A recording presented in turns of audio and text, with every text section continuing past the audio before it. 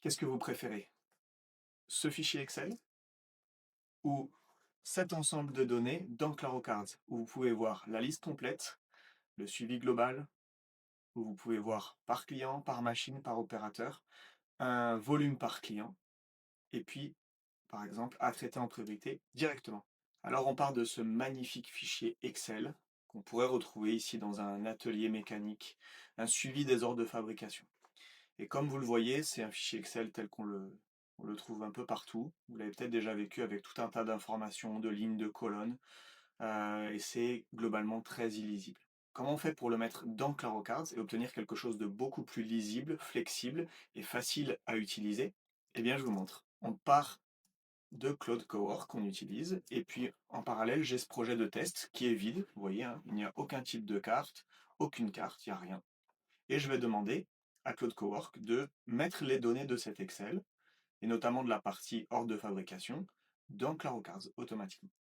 Donc je mets une instruction de très haut niveau, mets les données de l'onglet suivi OF dans le projet test, donc ce projet de ClaroCards, fais les tableaux de bord nécessaires pour une utilisation efficace des infos. Je vais ajouter le fichier. Tac, c'est celui-ci. Et c'est parti.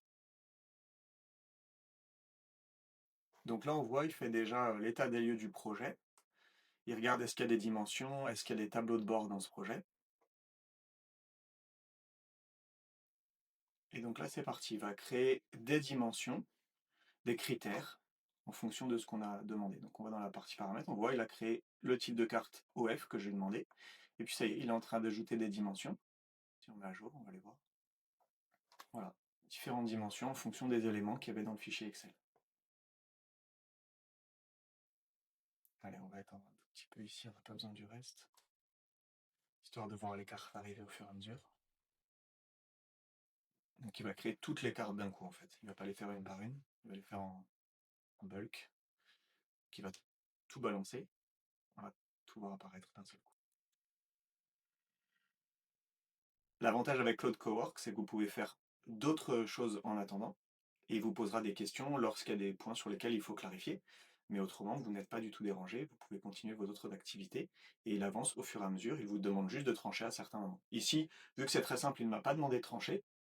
On aurait pu imaginer lui demander de faire le plan, affiner le plan, valider le plan, mais juste pour l'exemple ici, on a fait une version très simple. Et voilà. Donc là, toutes les cartes sont apparues d'un coup. Donc on a les mêmes informations qu'on avait dans notre fichier Excel, on les retrouve toutes.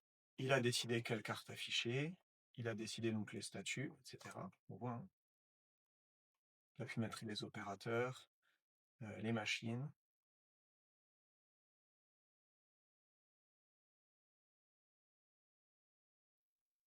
Donc là, il me demande de faire de nouveaux boards. Et voilà, il commence à créer tout un tas de tableaux de bord. Donc je lui ai donné aucune indication, je lui ai dit fais les tableaux de bord nécessaires.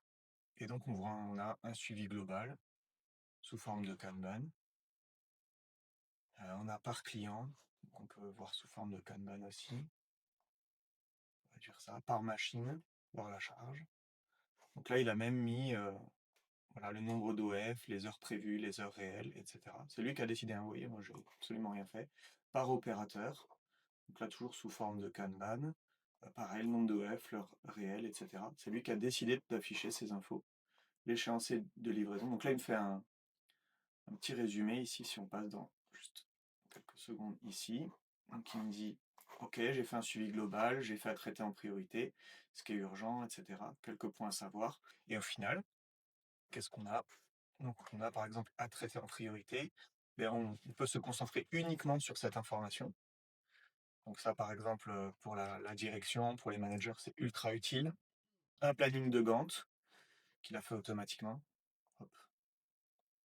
Donc ça, on voit comment ça se fait, les volumes par client, donc on a des données, la charge de l'atelier, l'échéancier de livraison, etc.